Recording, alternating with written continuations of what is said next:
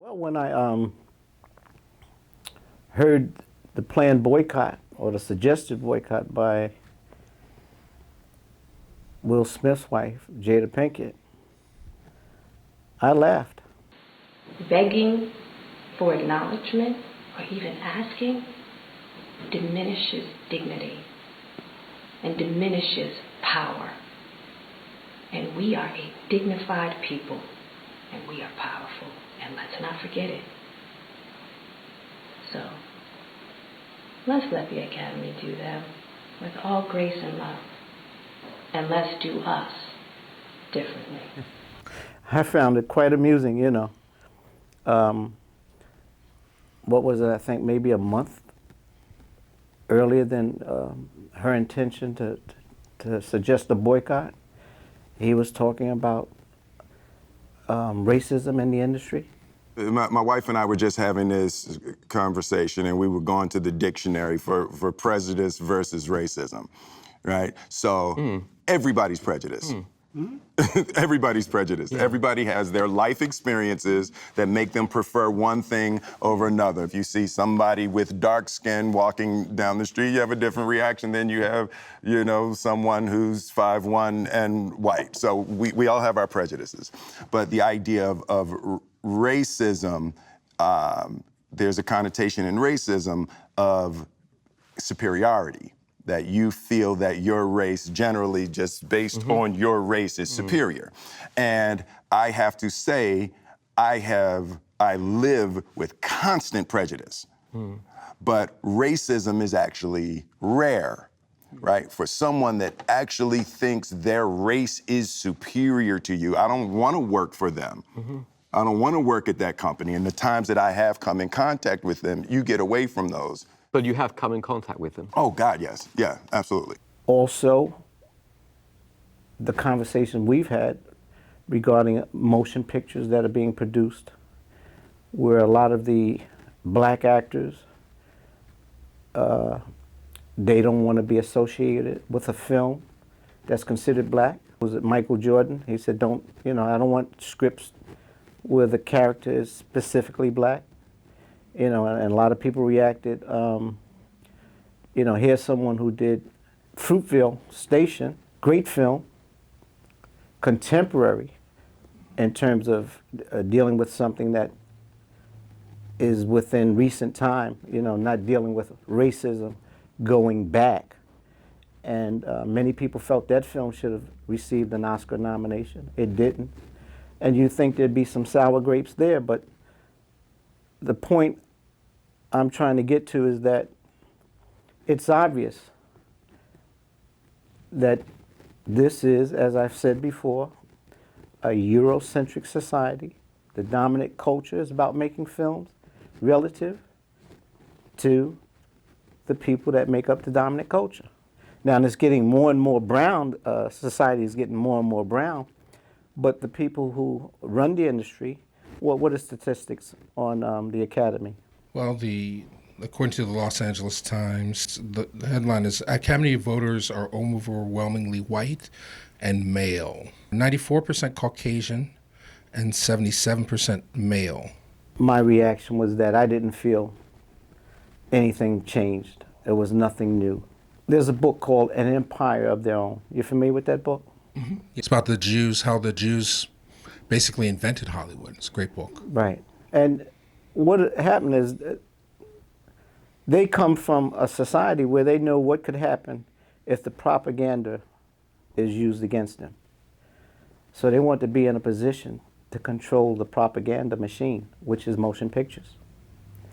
But even with that control, they still could not make movies about Jewishness. In fact, in my studies, I read where one studio executive said when there was an attempt to make a film about a Jew, hey, Jews are about exterminating, not about making films. Okay? So even though they have that control, they can more or less gear it in a way where the content of films that come out is about brotherhood and love because they feel they'll get that spillover, okay? But in the control, knowing what they've faced in terms of discrimination and pejorative images, they had their hands, in many ways, on film production that said some very denigrating things about blacks and other people of color. And that's why you hear so many people complain about Jewish control and why they expected more from people who've been subjugated and subjected to discrimination and cruelty because of who they are, why they would make films like the kind of films we get with blacks like Stepin Fetchits, Willie Best, and things like that. James Henry, serve these cookies to Master Harold and wipe his chin. Yes, ma'am, Miss Bud.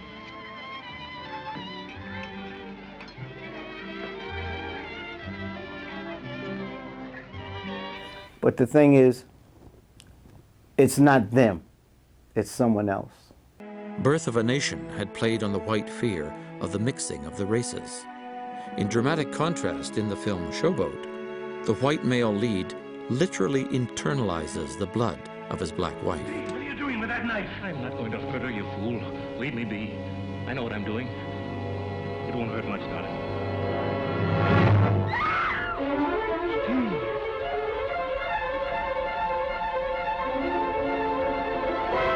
The Hollywood Jews wanted to be accepted as Americans. Their films advocated assimilation, not just for Jews, but for everyone.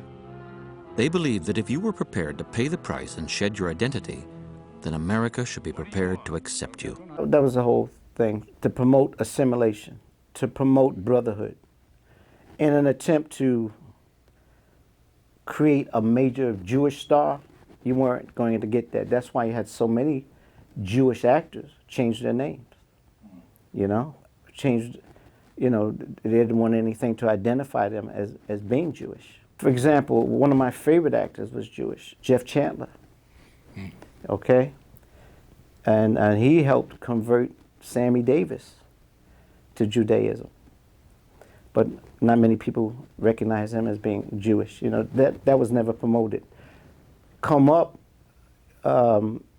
when TV became very popular, you take Carl Reiner, who wanted to do what became the Dick Van Dyke Show.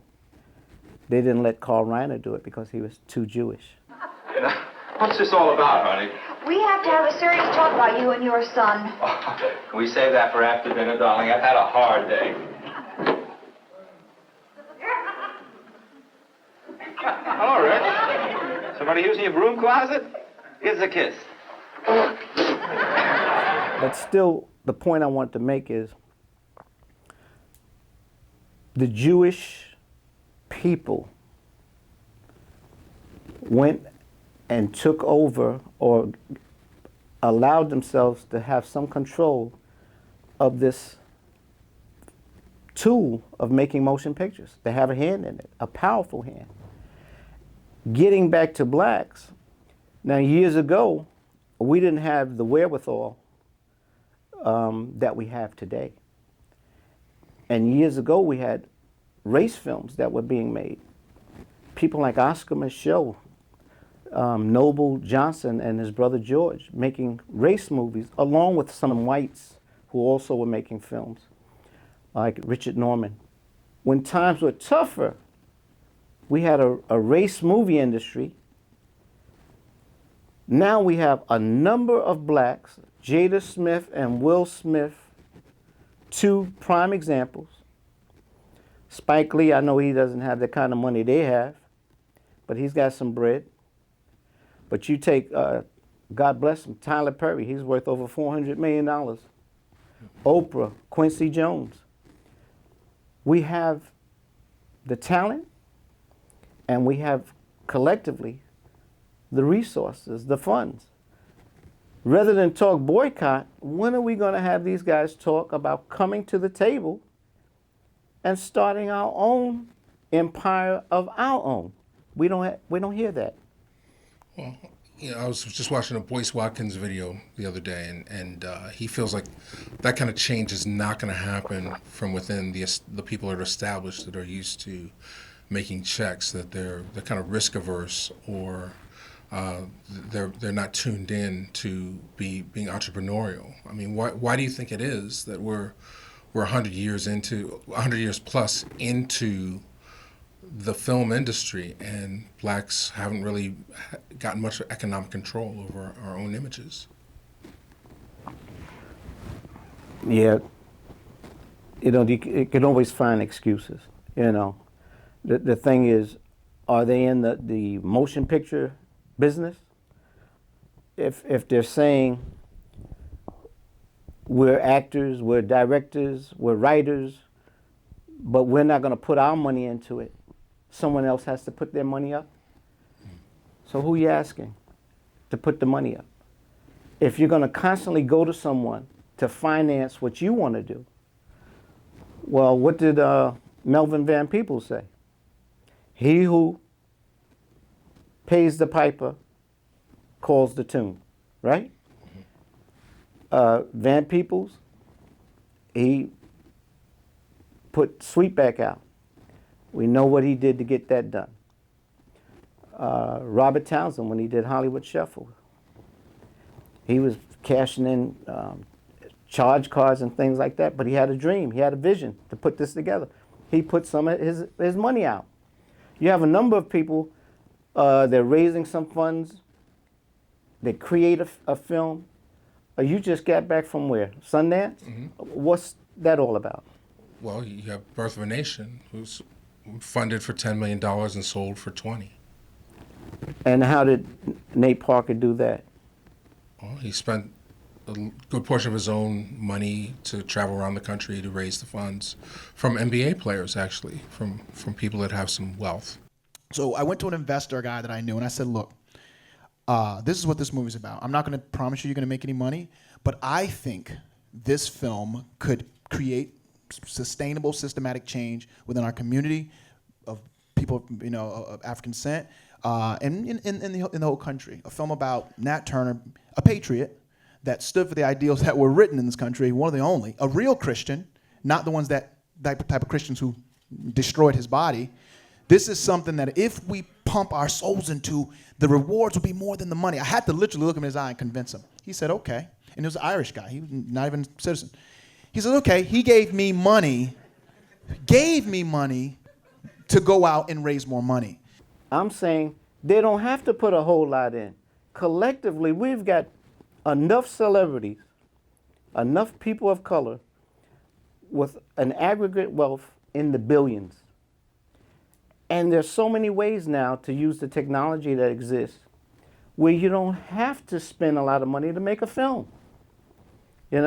So rather than talk boycott, why don't we hear these brothers and sisters in the industry, instead of whining and crying and always talking about boycott, why isn't any of them saying, hey, look, it's way past time that we should come to the table and start talking about setting up an industry of our own? Because as Viola Davis said when she was given a recent award, in my mind, I see a line. And over that line, I see green fields and lovely flowers and beautiful white women with their arms stretched out to me over that line. But I can't seem to get there no how. I can't seem to get over that line. That was Harriet Tubman in the 1800s. And let me tell you something. The only thing that separates women of color from anyone else is opportunity. we need more films to be made. If we're allowed to make more films, we increase our chances of making something good that can get a nomination. Hey, Chris, I will not be at the Academy Awards and I won't be watching, but I can't think of a better man to do the job at hand this year than you, my friend. Good luck. And to the rest of you, nothing but love, always. You cannot win an Emmy for roles that are simply not there. So here's to all the writers, the awesome people that are Ben Sherwood, Paul Lee, Peter Nowak, Shonda Rhimes, people who have redefined what it means to be beautiful, to be sexy, to be a leading woman, to be black. This is Charles Woods, and you're watching Reelblack. White folks love Bill Cosby so much. They had commercials, man, where little white children was riding his back eating tapioca out of his eardrums. Daddy Bill. And so, how do they kill my son and I can't get a commercial? For me, I feel that what Sidney was allowed to do in the Heat of the Night was the start of blaxploitation.